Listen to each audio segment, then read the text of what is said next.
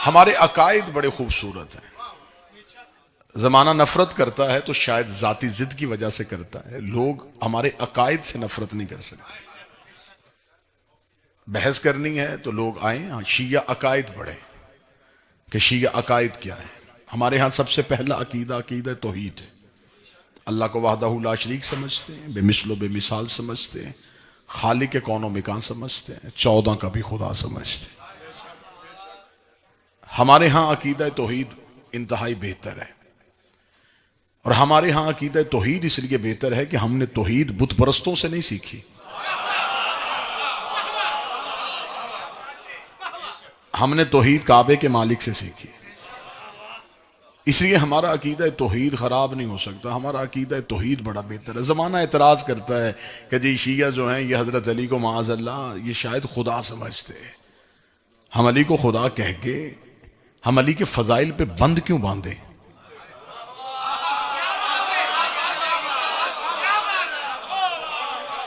अली रास्ता है खुदा तक जाने का। विलायत अली वो गली है जो हमें तौहीद तक पहुंचाती है। हमारा अकीदा तौहीद बड़ा बेहतर है। हमने तौहीद जाहिलों से नहीं सीखी, मालिकों से सीखी। अल तौहीद शेख सदूक मजहब शिया की मोतबर किताब। सादिक बादशाह से के बंदे ने पूछा, उसे कहा मौला अल्लाह किसे कहते हैं? इमाम ने फरमाया किसका, तुम्हारा या हमारा? जब बोल सके वो ज़हमत फरमाएगा सर। किसका, तुम्हारा या हमारा?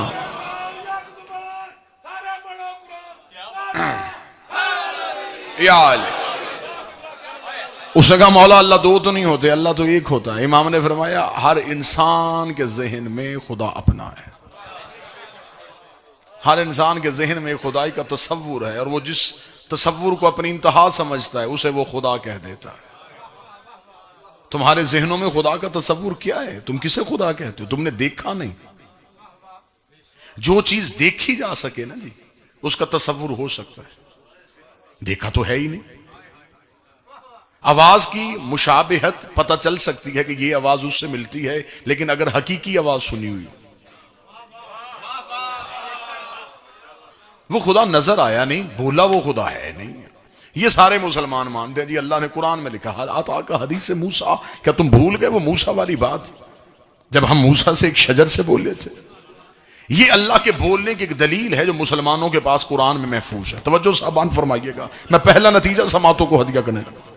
ये एक दलील है मुसलमानों के पास अल्लाह के बोलने की। वो कहते हैं कि अल्लाह कुरान में कहता है कि मैं बोला हूं और शजर से बोला। हजरत मूसा से अल्लाह बोलते थे, गुफ्तगू करते थे। मूसा को कलीमुल्लाह कहा जाता है, अल्लाह से बातें करने वाला, अल्लाह से गुफ्तगू करने वाला। ये वाहद नबी था जिसे अल्लाह ने इतना इख्तियार दिया था, ये अल्लाह से बात कर सकता था। जो मेरी तरफ साबान फरमाएंगे, ये अल्लाह से गुफ्तगू करता था। अब आपने पूछा वो अल्लाह कहां से गुफ्तगू करता था? मुफस्सिरीन ने लिखा शजर था। शजर का मानी जिसने लिखा उसने कहा एक दरख्त था जिससे अल्लाह बोलता था। जमाना तालिब इल्मी से लेकर जमाना मिंबर तक मैं मुफस्सिरीन के सामने हाथ जोड़ के बैठा हूं कि मुझे वो दरख्त बताओ, वो कौन सा दरख्त था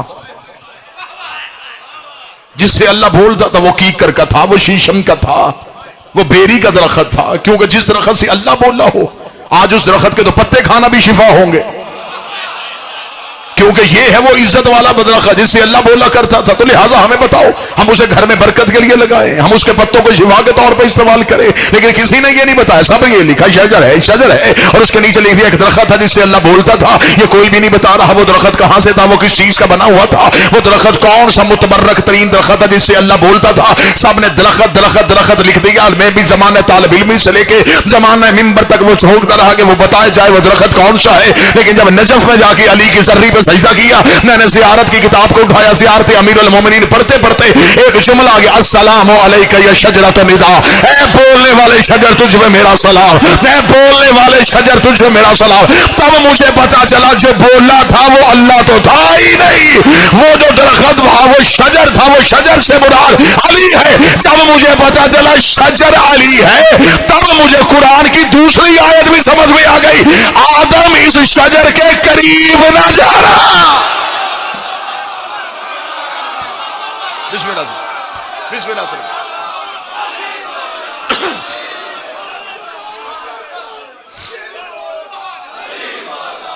बिस्मिल्लाह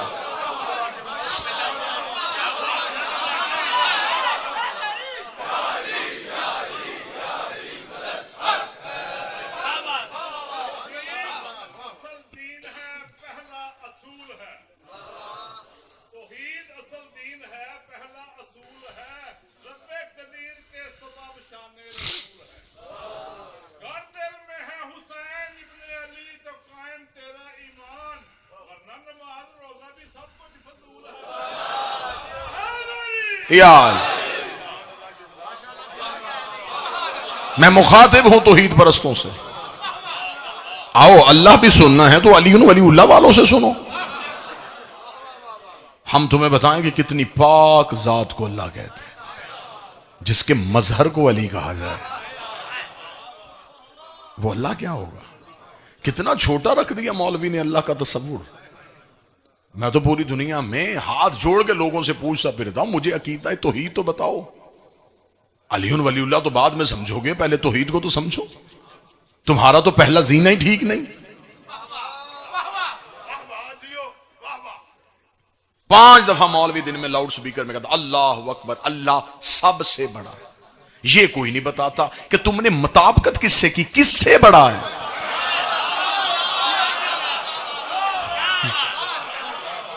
भाई सबसे बड़ा है, किस चीज से तुमने तोला, किससे, किस चीज से बड़ा है।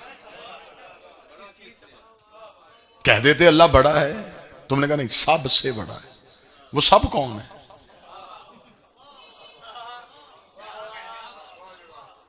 हम अक्सर मेहमान हैं, जगहों पे जाते हैं, लोग तारुफ करवाते हैं कि सरकार ये हमारा बड़ा बेटा है। ये बड़ा कहना इस बात की दलील है इस घर में कोई छोटा भी है।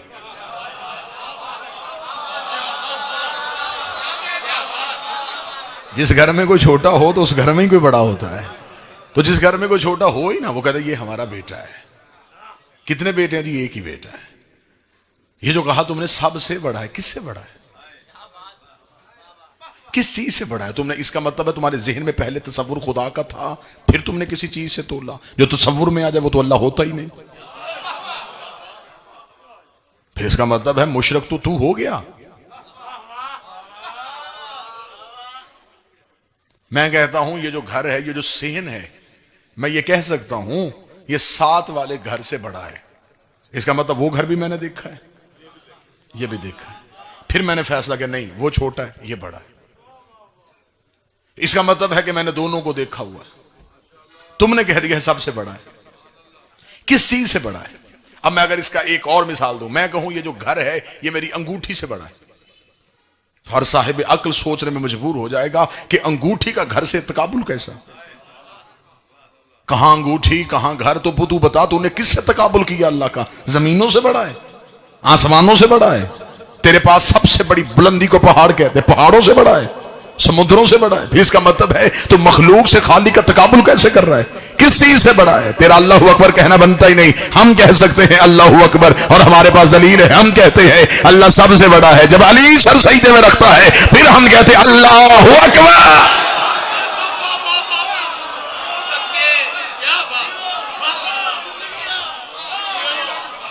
जो इतने आलीन में बड़ा है फिर उसका हक बनता है कि उसे अल्लाह अकबर कहा जाए।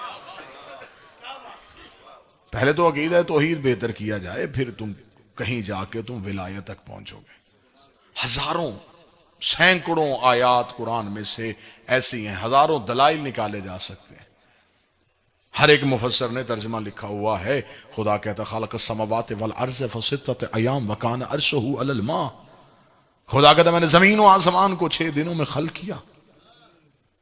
वकान अर्शहु अलल मा, और तब मेरा अर्श पानी पे खड़ा था। यही लिखा जा रहा है। यह हाथ बांध के तालिब इल्म पूछने लगा है। तुमने लिखा है कि खुदा कह रहा खलक़ अस्समावाति वल अर्ज़ फ़ी सित्तति अय्याम, जमीन और आसमान खल्क़ हुए 6 दिनों में। दिन का ताल्लुक है गर्दिश लैलो नहार से। मुकम्मल हो दिन, रात छाए, यह गर्दिश लैलो नहार, यह दिन और रात की वजह है। दिन होता है सूरज से, रात होती है सूरज के चले जाने से। जब कुछ था ही नहीं फिर दिन कहां से आए?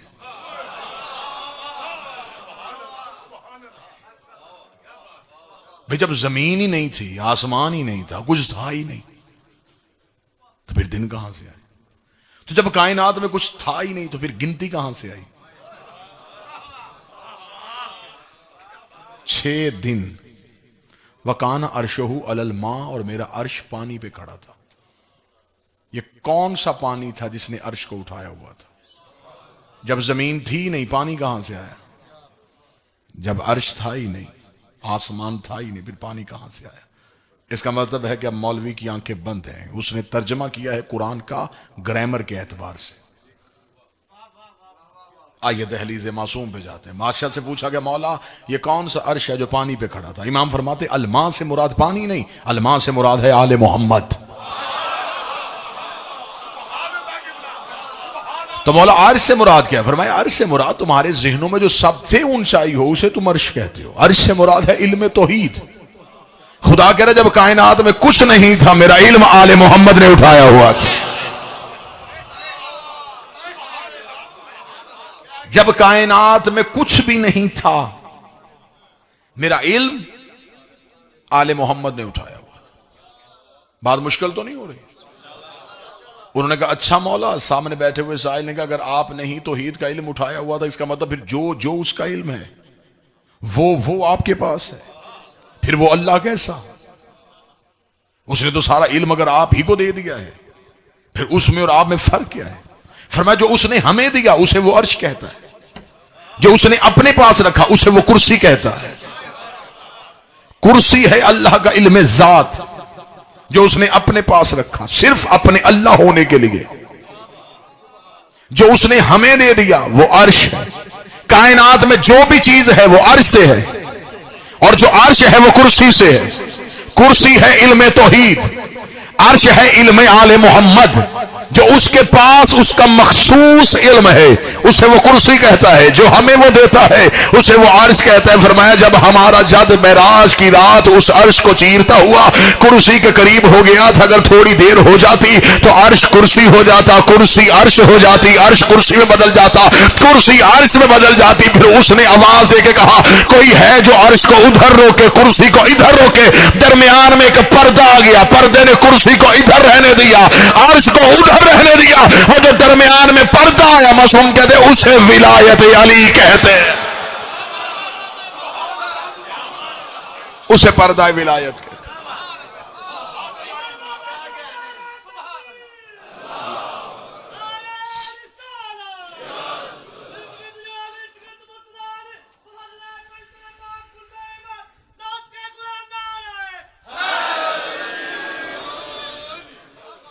बड़ा मुश्किल तरीन टॉपिक है अकीदा तौहीद। अगर वो अर्श पे है और जमीन पे नहीं तो फिर माअज़ल्लाह फिर वो भी अल्लाह नहीं। जो एक जगह पे हो दूसरी जगह पे ना हो वो अल्लाह होता ही नहीं। अगर उसे कहेंगे कि वो हर जगह पे है तो फिर हम हलूल के कायल हो जाएंगे। हलूल किसी चीज में वो करता नहीं। अगर किसी एक जगह पे वो रुका हुआ है तो फिर ये भी अकीदा तौहीद नहीं, क्योंकि वो जमूद में नहीं आता। अगर कहते कभी इधर होता है कभी उधर होता है तो इसका मतलब वो मुतहर्रक है। जो मुतहर्रक हो वो भी अल्लाह नहीं होता। फिर आप हमें बताओ कि आपने फिर कहां से अल्लाह मानना है? इसका मतलब है कि ये मजहर तौहीद है, इनकी हरकत उसकी हरकत है, इनका बैठना उसका बैठना है। ये मजहर है, ये वो सिफात है जिन्होंने अल्लाह को जाहिर किया। इस वक्त इस पंडाल में रोशनी है। रोशनी किस वजह से है? इस लाइट की वजह से। ये लाइट रोशनी का मरकज नहीं, रोशनी का मजहर है। इसके पीछे एक ताकत है जिसने इसे रोशन किया।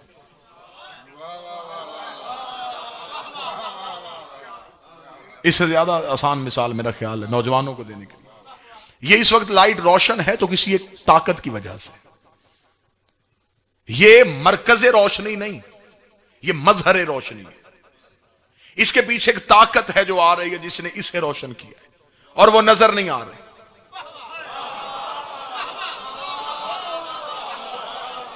इसका इकरार उसका इकरार है।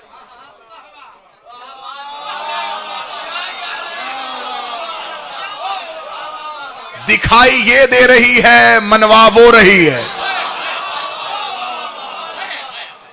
दिखने में ये है, हकीकत वो है। ये यहां नजर आ रही। अब हदायत इससे है, फायदा ये दे रही है, दे उसकी वजह से रही है। अभी थोड़ी देर के बाद यहां घुप अंधेरा हो जाए, कोई नहीं पूछेगा कहीं लाइट टूट तो नहीं गई, हर कोई कहेगा बिजली चली गई।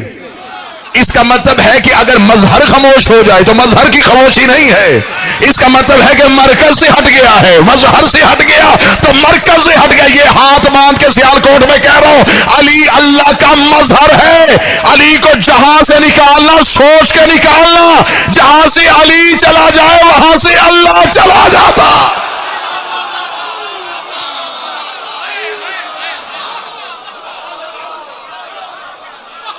बिस्मिल्लाह सर।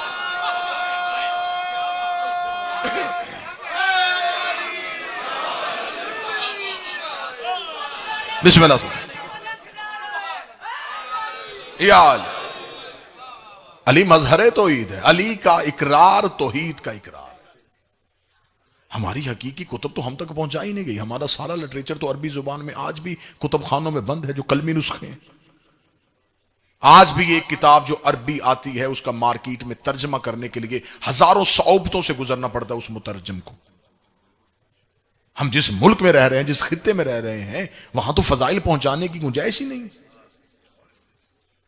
फजाइल के अंबार लगे हुए हैं अरब की किताबों में, लेकिन वो सिर्फ किताबों की हद तक महदूद हैं। हमने इस दुनिया में, इस माशरे में रहने के लिए, जमाने के साथ चलने के लिए हमने उनके लिटरेचर को फॉलो करना शुरू कर दिया।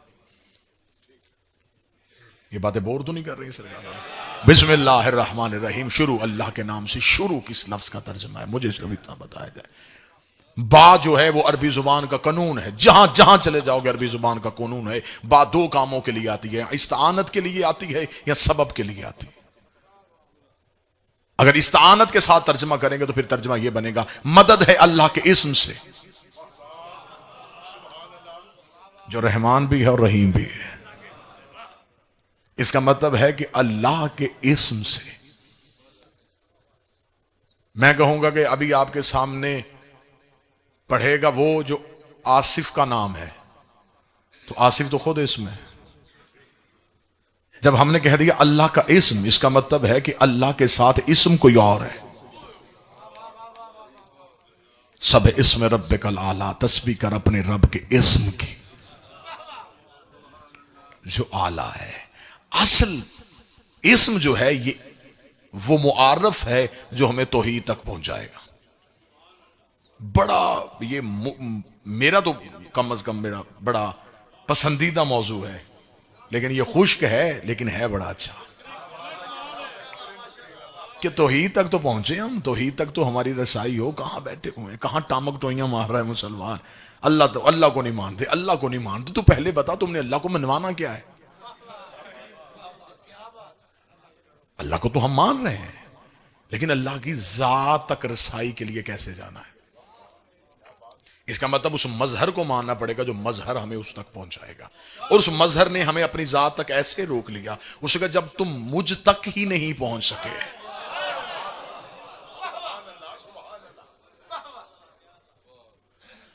हमारी रसाई तो उस तक हुई नहीं।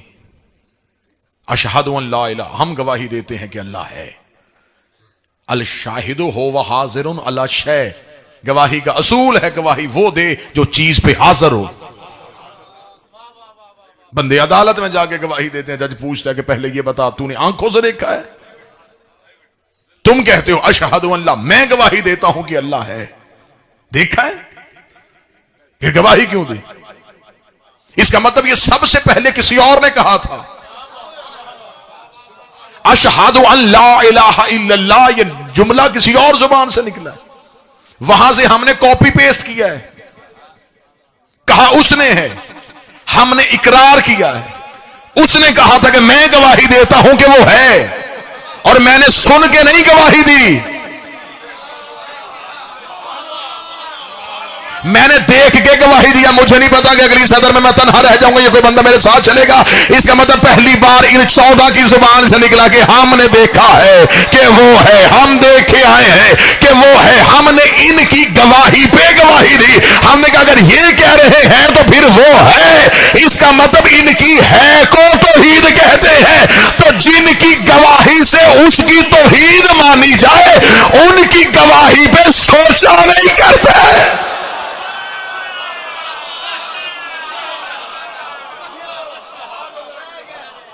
इनकी गवाही की वजह से तो आपने तौहीद की गवाही दी। ये अल्लाह मनवाने आए थे, अल्लाह बनने नहीं आए थे। इन्होंने तौहीद को मनवाया। मैंने आपके सामने अल्लाह के कुरान से आयत पढ़ी, कुल अल्हम्दुलिल्लाहिल्लज़ी लम यत्तखिज़ वलदन व लम यकुन लहू शरीकन फिल मुल्क। खुदा कहता कह दीजिए हम्द है उस अल्लाह के लिए जिसने अपने लिए किसी को बेटा नहीं बनाया। यह आयत उनके लिए थी जो ईसा को अल्लाह का बेटा कह रहे थे, और खुदा ने तंबीह दे दी कुरान में, इनसे कह दे अल्लाह का कोई बेटा नहीं। मेरे मालिक तुझे ईसा के मानने वालों से खतरा था और तूने कह दिया कि इन्हें कह दे कि मेरा कोई बेटा नहीं है, इन्हें वजाहत कर दे, गलतफहमी में ना रहे, मैं कह रहा हूं मेरा कोई बेटा नहीं है। उसे बेटा नहीं कहने दे रहा और अबू तालिब के बेटे को अपना चेहरा कह रहा है।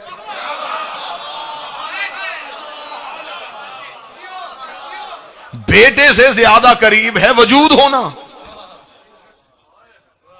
उसे बेटा नहीं कहने दे रहा और उसे कह रहा वजहुल्लाह है, ऐनुल्लाह है, लिसानुल्लाह है, जुम्बुल्लाह है, यदुल्लाह है।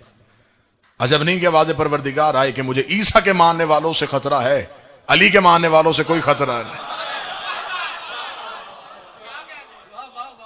मैं अली को जो भी कह दूं अली वाला मुझे अली उन वलीउल्लाह ही कहेगा, वो अली अल्लाह नहीं कहेगा। और फिर वो कह रहा है वलम यकुन लहू शरीकन फिल मुल्क, मैंने अपने मुल्क में किसी को हिस्सेदार बनाया ही नहीं, मेरी मुमलकत में मेरा कोई साझेदार है ही नहीं, कोई शराकत नहीं है। यहां हमें कुरान में यह कह दिया कि मेरी जितनी भी मुमलकत है इसमें मेरा कोई शरीक नहीं है। फिर आगे जाके खुद ही कुरान में कह दिया तोतिल मुल्क मिन तशा, फिर मैं जिसे चाहूं अपना मुल्क अता कर देता हूं। जब तेरे मुल्क में कोई हिस्सेदार ही नहीं, तूने अता क्यों किया? मेरे मालिक तेरी मुमलकत में क्या क्या है? यह जमीन तेरी मुमलकत है, हाँ, इसका मतलब इस जमीन में कोई हिस्सेदार नहीं, सिर्फ तेरी है, जमीन का मालिक सिर्फ तू ही है। फिर आगे जाके एक आयत में और नफी हो गई, फरमाया हम जमीन पे खलीफा उन्हें बनाएंगे, वारस उन्हें बना देंगे जिन्हें जमीन पे कमजोर बनाने की कोशिश की गई। इसका मतलब जमीन अल्लाह की है, वारस आले मोहम्मद है। मेरे मालिक कुरान तेरी किताब है, इसका कोई वारस नहीं है। फरमाया सुम्मा औरसनल किताब अल्लज़ीना सफ़ैना मिन इबादिना, फिर हमने कुरान का वारस उन्हें बना दिया है जिन्हें हमने अपने अब्द में से चुना हुआ था। इसका मतलब जमीन अल्लाह की, वारस आले मोहम्मद, कुरान अल्लाह का, वारस आले मोहम्मद। मेरे मालिक ये जन्नत तो तेरी है ना, इसमें तो तेरा कोई हिस्सेदार नहीं, ये तो हम सिर्फ तुझ ही से मांगेंगे। आवाज़ व जज़ाहुम सबरन जन्नत व हरीरा, ये भी मैं दे चुका हूं जजा में, जन्नत भी, हरीर जन्नत भी। मेरा मालिक इसका मतलब है कि तू मालिक है, इख्तियार सारे आले मोहम्मद के पास है। हम आले मोहम्मद को अल्लाह नहीं कहते लेकिन तौहीद के इख्तियारात का मालिक कहते हैं। पहला अकीदा तौहीद हमारा सबसे बेहतर, दूसरा अकीदा नबुव्वत हमारा सबसे जुदा। यही वजह है कि आज जमाने के मौलवी चक्कर में हैं, फंसे हुए हैं, परेशान हैं। आज अपने बच्चों के लिए परेशान है कि आज हमारा बच्चा हथेली पे कायनात उठा के फिर रहा है, कोई बंदा इसको ये ना कह दे कि नबी के बाद नबी की गुंजाइश है, ये किसी दूसरे को नबी ना मान ले। आज खत्म नबुव्वत की कॉन्फ्रेंसें हो रही हैं, सेमिनार हो रहे हैं।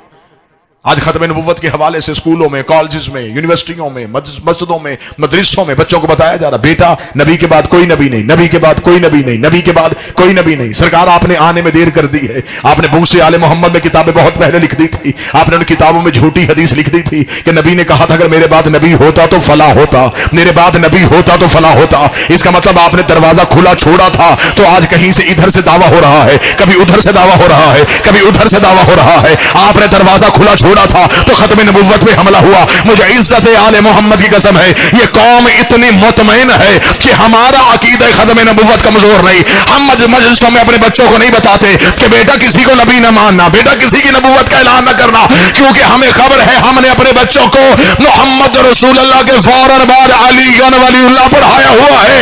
और इन्हें पता है कि जब अली जैसा बंदा नबी नहीं बन सकता फिर किसी कमी की औकात ही क्या।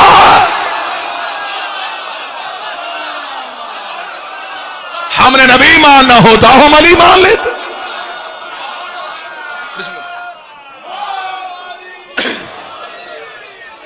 सबसे बड़ी खत्म नबुव्वत की दलील का नाम अली वलीउल्लाह। हमारा अकीदा रिसालत इसलिए महफूज है, खत्म नबुव्वत के दरवाजे के ताले को अली वलीउल्लाह कहते। तो नबी तक पहुंचे तो कैसे पहुंचे? विलायत अली सामने। एक औरत को रिहा कर दिया गया, पूरे मुल्क में आग लग गई। क्यों? गुस्ताख थी, सजा होनी चाहिए थी। आज इस मुल्क में कानून बने, सबसे पहले हम शिया दस्तखत करेंगे। नबी की तौहीन करने वाले को सजा होनी चाहिए, लेकिन सिर्फ 2018 से नहीं।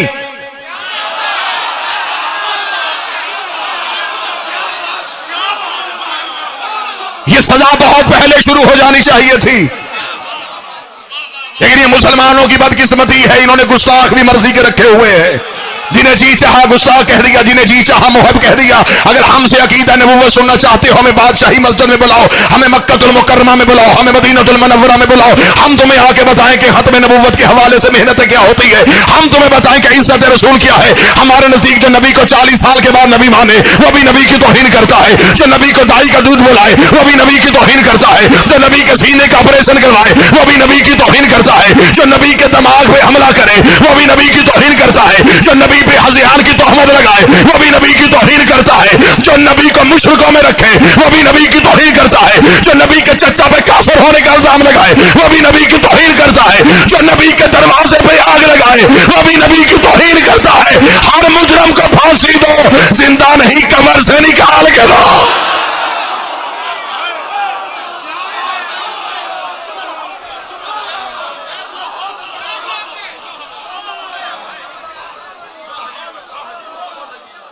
लेकिन ये बदकिस्मती मुसलमानों की। बिस्मिल्लाह सर।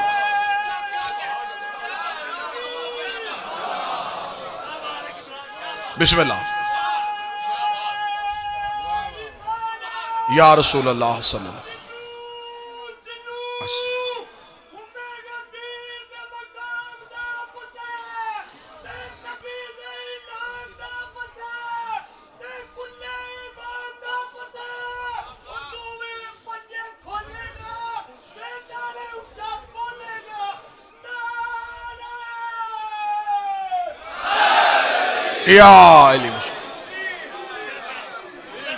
इज्जत इस्लाम चाहते हो,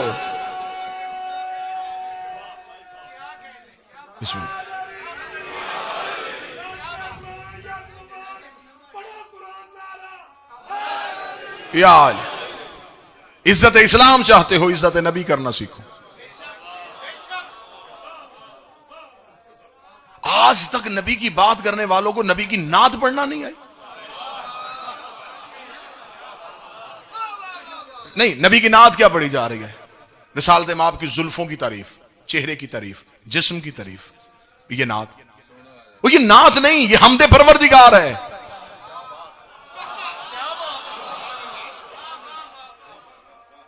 यकीनन रसूल की जुल्फें वल्लैल, आंखें बहरीन तकद्दुस, होंठ सूरत यकूत, जुबान आबे वही में ढली हुई, सीना रमज़े दिल हस्ती का खजीना, उसका चलना सराते मुस्तकीम।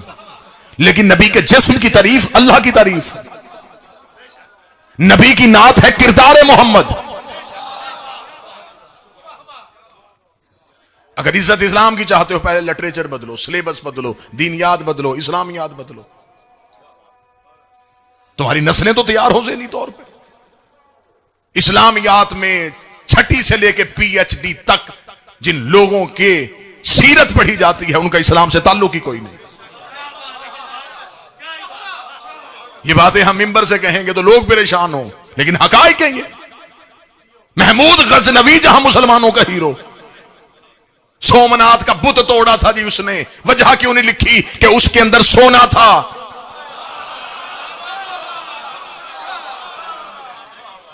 मोहम्मद बिन कासम ने आके सिंध में इस्लाम पहुंचाया, सैयदों का पीछा करता हुआ आया। कायनात के सबसे बड़े जालिम का भतीजा। किताबें चाहोगे मैं मिंबर पे छत तक ढेर लगाऊं। जिस मलाओं ने इतनी बड़ी हरकत की, जिसने कुरान पे तीर चलाए थे। सबसे पहले तहरीफ कुरान इसने की हज्जाज बिन यूसुफ ने। ये जो कुरान में अराब लगाए गए, इसने अपने दौर में लगा के तलफ्फुज बदले। सबसे बड़े नबी के मुहद्दिस नौफा बिन उतैफ को इसने कत्ल किया।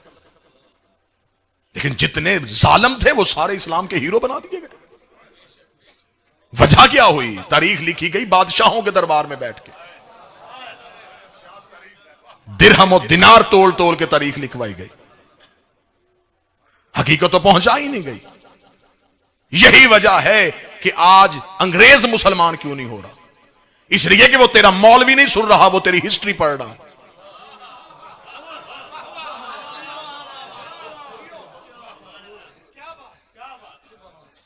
उनका दिल चाहता है मुसलमान होने को,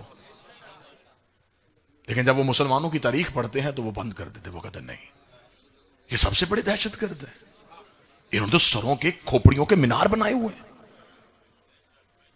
मुझसे एक अंग्रेज ने बहस करते हुए कहा था, उसने कहा मेरा मुसलमान होने को जी चाहता है, लेकिन नफरत होती है जो अपने ही नबी का बेटा कत्ल कर दे।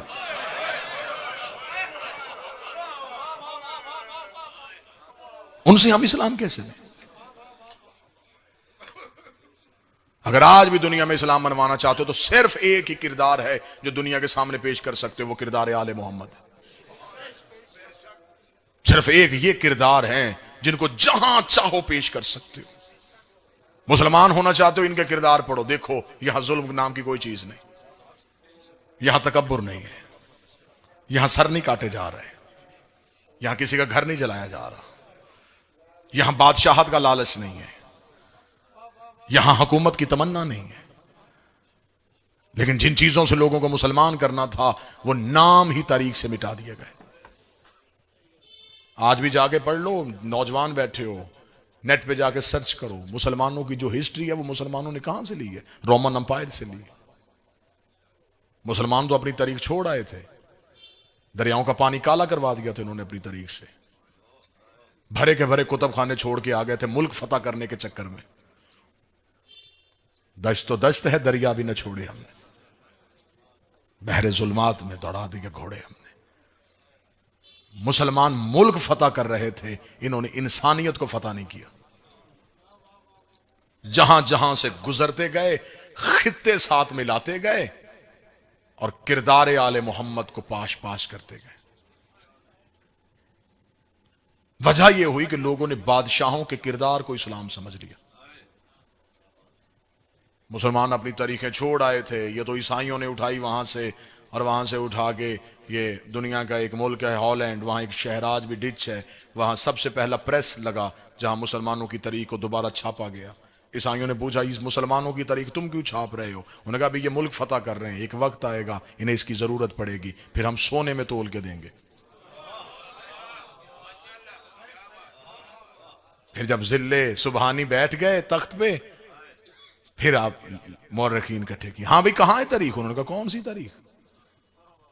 जिनसे हदीसें लेनी थी उन्होंने तो मार दिया, जिनके सीनों में नबी की जिंदगी थी उन्हें तो हमने दीवारों में चुना दिया, क्योंकि वो हुकूमत के रास्ते में रुकावट थे, वो तो मार दिए गए सारे। उन्होंने कहा फिर हम पिछली हिस्ट्री अगली नस्लों तक कैसे पहुंचाओगे? उन्होंने कहा अब मर्जी से लिखो, अब जो जी चाहता है वो लिखो। अब ये वजह थी जहां झूठी हदीसें बनाई गई, झूठे रावी बनाए गए, गलत रवायतें बनाई गई। आज इस्लाम इसे सिर्फ पूरी दुनिया में टेररिस्ट कहा जा रहा है, दहशतगर्द कहा जा रहा है। क्यों दहशतगर्द? जहां से पहली दफा पानी निकलना जी चश्मा पूठे, तो आप वहां से जाके अगर पानी लेंगे ना किसी प्याले में, तो वो पानी बड़ा साफ और शफाफ होगा, कि वो पहली बार सीने जमीन से निकला है। लेकिन जो ही वो पानी चश्मों की सूरत में नदियों में आता है, नदियां नालों में जाती हैं, ये दरियाओं में, फिर ये जहां जहां से पानी गुजरता है वो जमीन की रंगत, जंगलों के पत्ते, इलाके की गंदगी शामिल करता करता जब अब पानी पहुंचा, तो अब जब हमने लिया तो अब हमें डॉक्टरों ने कहा इसे छान के पीना, इसे पहले उबाल लेना। क्यों? ये पानी तो वही नहीं है जिसमें सेहत थी, मगर कसूर पानी का नहीं, रस्तों ने पानी का असर बदल दिया। कसूर पानी का नहीं, जिन रस्तों से पानी गुजरा है उन रस्तों की गंदगी इतनी शामिल हो गई, अब ये पानी बिजाय शिफा के ये बीमारी बन गया। कसूर इस्लाम का नहीं, इस्लाम जब मक्के की चोटी से निकला, हया, वफा, इखलाक, मोहब्बत, किरदार, सीरत, लेकिन जब ये बादशाहों के दरबारों से गुजरा, इसमें झूठे रावी आ गए, इसमें गंदे बादशाह आ गए, इसमें गलत रवायतें आ गई। अब जब इस्लाम हम तक पहुंचा तो अब दुनिया ने कहा यह दहशतगर्द है। कसूर इस्लाम का नहीं, रस्तों ने इस्लाम का असर बदल दिया। हमारा सिर्फ इतना कसूर है, मर रहे हैं हम 1400 साल से, सिर्फ यही कसूर है, हमने बादशाहों से इस्लाम नहीं लिया, हमने जिंदानों से इस्लाम लिया। हमने नेजों से नौ इस्लाम लिया है, हमने कटे हुए सरों से कुरान सुना है, हमने उतरी हुई चादरों से खुतबे सुने। कसूर हमारा सिर्फ ये, अगर सुन्नी मेरा भाई बैठो, हमारा सिर्फ इतना कसूर है, हम अहले बैत के अलावा किसी को नहीं जानते। जिनसे इस्लाम लेना था वो कोई रुकू की हालत में है, किसी के हाथों में हथकड़ी।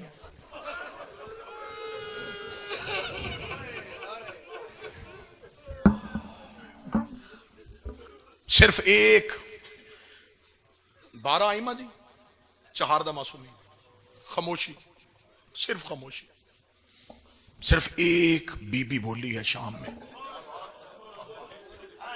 इतने जुल्म के बाद आले मोहम्मद की तरफ से सिर्फ एक रद्द अमल, एक तकरीर आई है। वो तकरीर अली की बेटी की थी। जब थक गई है फिर रोके कहती है सजाद अब ना रोक, अब एक बार मुझे इजाजत है मैं इन्हें बताऊं हम हैं कौन। वो एक तकरीर ने दुनिया का नक्शा ही बदल दिया। यजीद जहन्नम के गड्ढे में पहुंच गया अली की बेटी की एक तकरीर की वजह से। सर पे कुरान रख के मुसलमान मुझे बताए, शर्म कर मुसलमान, जिसकी एक घंटे की तकरीर ने इस्लाम को इतना फायदा दिया, अगर उसकी कुरान की तफसीर आ जाती फिर जमाने की क्या हालत होती। ये शीयत जो है ये दरबारों से नहीं आई, ये तलवार की धारों से आई है। वल्लाह बा हुसैन, हमें एक लम्हे के लिए मौत से डर नहीं। आसानियां हमें अच्छी नहीं लगती, हमारे वारिसों ने बड़ी मुश्किलें देखी। हमें आज भी मोहब्बत है कैद खानों से, हमें अच्छी लगती हैं हथकड़ियां, हम जनाजे उठाने की आती हैं, सिर्फ इसलिए कि हमने जिनसे इस्लाम लिया है उन्होंने दुनिया नहीं देखी। आज भी यूं हथेली पे जान रख के आखिरी दफा जब भी घर से निकलते हैं मजलिस के लिए ऐसे लगता है कि जैसे शाम वापस घर नहीं पलटेंगे। फिर भी तुम्हारे अकायद के तहफ़्फ़ुज़ के लिए, इस घर की वकालत के लिए नगर नगर फिर रहे हैं। क़यामत वाले दिन उठेंगे रसूल की बेटी के सामने, सर सजदे में रख के कहेंगे बीबी हमने तेरी वकालत में खयानत नहीं की। बीबी हम एक एक शहर में जाके कसमें खा खा के कहते रहे बतूल सच्ची थी, बतूल सच्ची थी, बतूल सच्ची।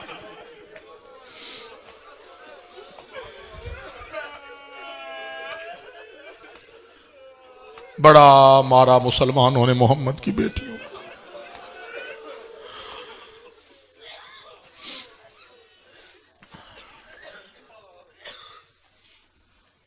बस अल्लाह बानी की मेहनत कबूल करे। इंशाअल्लाह 19 रमज़ान रात 9 से 10 अड्डा पसरूरियाँ आपके सामने हाजिरी होगी। जितने भी बाकी वादे हैं कोशिश मुकम्मल होगी। बस दुआ फरमाइएगा, जिस काम के लिए उन्होंने चुना है वो हमसे बेहतर तरीके से ले लें। इस घर की वकालत हम सही मानों में कर सकें, हम ज़ात की नफ़ी करके इन्हें मनवा सकें। हम ज़माने से मनवाएं कि अली वलीउल्लाह की कीमत क्या है। बड़ा दिल दुखता है, जिगर कबाब हो जाता है जब शिया होकर कोई बंदा पूछता है ना कि अली वलीउल्लाह क्यों इतना जरूरी है।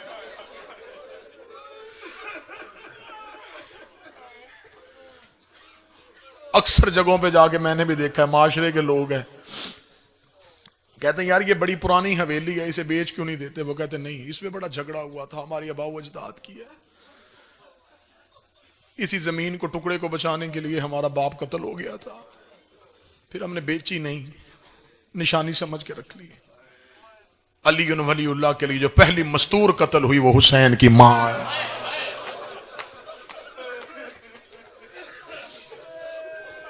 सिर्फ तुम्हें जाकिरीन इतना बताते हैं कि एक दरबार से खाली वापस आई थी।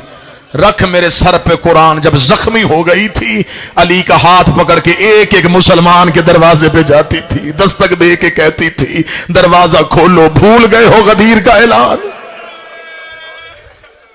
क्यों अकेला कर दिया तुमने अली को? फिर जिंदगी ज़हरा में अमीर अल मोमिनीन शहजादी के सामने आकर रेत पे बैठे। अली ने फरमाया ज़हरा, मैं मस्जिद में नहीं रोता, मेरे सहाबी होते। मैं चुप होके घर आ जाता हूं, घर भी नहीं रोता, मेरी बेटियां होती। ज़हरा, आज मेरा जी चाहता है मैं रो लूं। मोहम्मद की बेटी के सामने अली चीखे मार के रोए, मुट्ठी रेत की भर के अपनी दाढ़ी में डाली, रो के फरमाया ज़हरा, तेरे जाने के बाद अली क्या करेगा?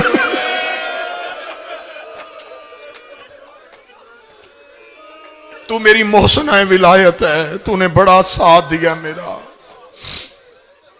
जैसे जनाब खदीजा ने रसूल अल्लाह मनवाया था, बिल्कुल तूने वैसे ही अली वलीउल्लाह मनवाया। इधर अली की चीख निकली, अली ने रो के फरमाया ज़हरा, तेरे जाने के बाद मेरी विलायत का तहफ़्फ़ुज़ कौन करेगा? ज़हरा, तू मुझे छोड़ के जा रही है। ज़हरा, मैं अली बड़ा तन्हा हूं, अना मज़लूमुल अव्वल, मैं पहला मज़लूम हूं। आप जो नजफ में जाओ ना, मौला की ज़ियारत पे लिखा हुआ, जितने ज़ाहिर बैठे गवाही देना, अना अव्वल अल मज़लूम, सामने लिखा अली की ज़र्री पे, मैं पहला मज़लूम हूं। मौला ने अपनी मज़लूमियत एहतजाज में, एहतजाज तिबरसी में अली ने एहतजाज में लिखा था। अली ने फरमाया मैं वो मज़लूम हूं जिसका फ़ज़ाइल दुश्मन दुश्मनी में छुपा गए, दोस्त खौफ में छुपा गए। किसी ने ज़ाहिर ही नहीं किया कि अली के फ़ज़ाइल क्या है। बस अतर सुना अली की आवाज आई, ज़हरा रो इसलिए रहा हूं, तेरे बाद कौन मेरी वकालत करेगा? अली का रोना मोहम्मद की बेटी से देखा ना गया। बीबी ने जल्दी से जख्मी हाथ पहलू से उठाया, अली के कांधे पे हाथ रखा। ना हुसैन का बाबा, आप ना रोए, या अली तेरी विलायत कायम रहेगी, या अली तेरी वकालत होगी। अली रो के कहते कौन करेगा? तड़प के हुजरे से बाहर गई, जब वापस आई अकेली नहीं है, ज़ैनब का हाथ थामा हुआ था, अली के सामने खड़ा किया, रो के कहती है जिंदगी में वादा करके जा रही हो, जहां जहां तेरी विलायत बनवाने की जरूरत हुई, ये ज़ैनब नहीं, ये ज़हरा बन के ये खड़ी है मेरी बेटी। या अली ना रो, या अली मेरी ज़ैनब ज़हरा बन जाएगी, या अली ये तुझे तन्हा नहीं छोड़ेगी। फिर इस ज़हरा की बेटी ने ऐसे अली मनवाया, ऐसे अली मनवाया, जहां जहां से गुजरती गई बाजार रंगीन होते गए। मैं गैर सैयद हूं, सदात बैठे, मैं गैर सैयद हूं, मुझसे ना बाजार पढ़ा जाता है ना दरबार पढ़ा जाता है, लिखा किताबों में है। मैं तो बाज़ औक़ात रवायत पढ़ता पढ़ता किताब बंद कर देता। जी चाहता है कि जब बीबी का दरबार पढ़ो, कत्ल कर लो अपने आप को, मार लो अपने आप को। मर जाती शिया कौम, अली की बेटी तेरा जूता भी बाजार में ना जाता। कैसे गुजारा है इन बेगैरतों ने मोहम्मद की बेटियों को। मैं नहीं पढ़ता, सैयद बैठे हो तुम बर्दाश्त नहीं करोगे, ना मुझसे पढ़ा जाता है।